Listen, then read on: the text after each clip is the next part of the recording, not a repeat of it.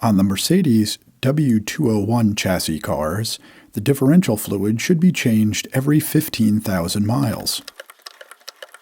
I've raised the front of the car and put it on jack stands, and now I'm going to use this really neat app that's built into my iPhone to help me level the car. I'm going to place the cell phone right along the rocker panel and then raise the car slowly from the rear until I get a green screen.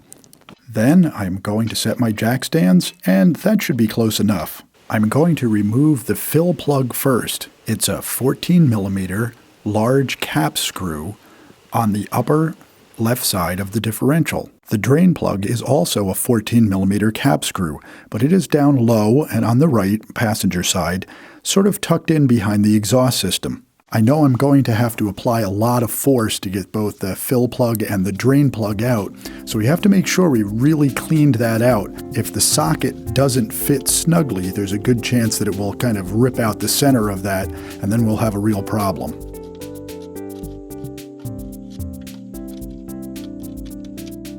I'm going to use this 14mm socket on a 1/2-inch drive, but if you have a large Allen wrench, that should work too.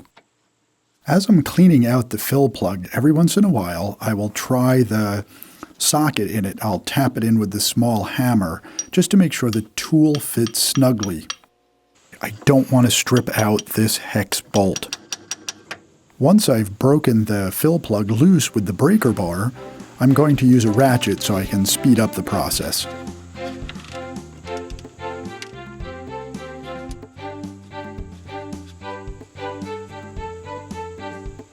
The drain plug is also filled with lots of grime and dirt and rust, so I'm going to give it the same treatment of the small flat blade screwdriver and testing out the socket. Now, the problem I ran into with the drain plug is that it's very, very close to the exhaust system. I had to sort of push the exhaust pipe aside on its rubber mountings just to fit the socket in. Now, because of this, the only way that I could turn the tool was by using an open-end wrench on it.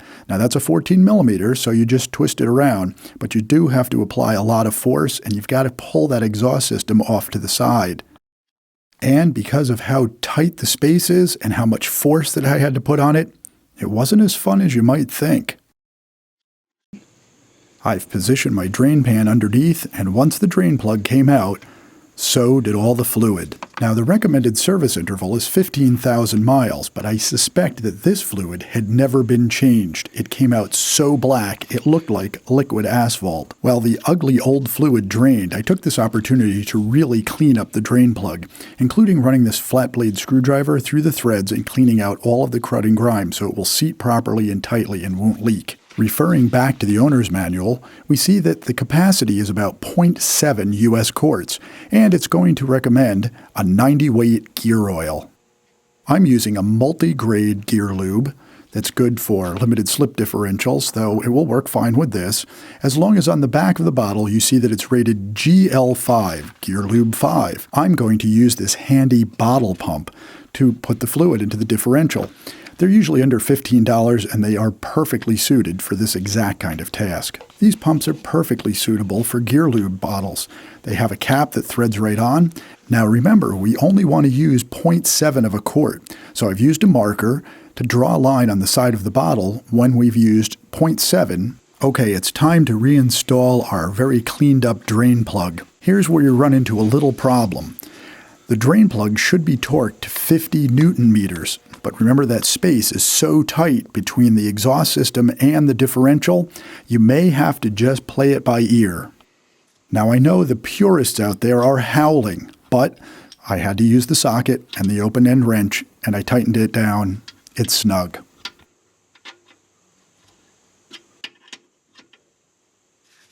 Back on the other side, it's time to insert the tube and start pumping the fluid up into the differential. Notice the brand new clean fluid is sort of a translucent greenish yellow, nothing like that black asphalt color of the used fluid that came out. As you're pumping the fluid into the differential, keep your eye on that side level that you've marked off on the bottle. You don't want to put too much fluid in there.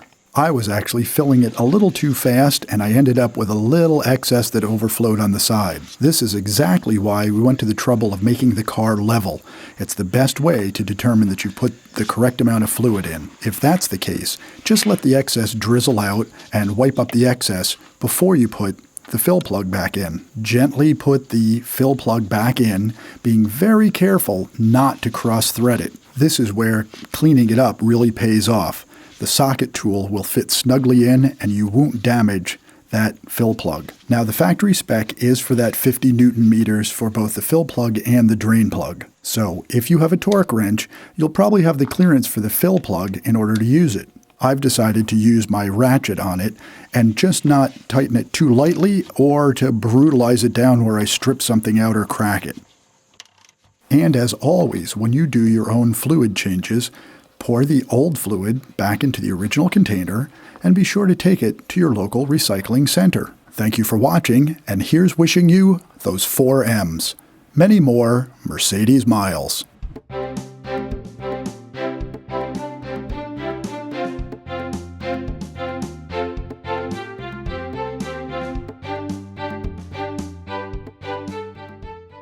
This video was made possible by subscribers like you. Thank you.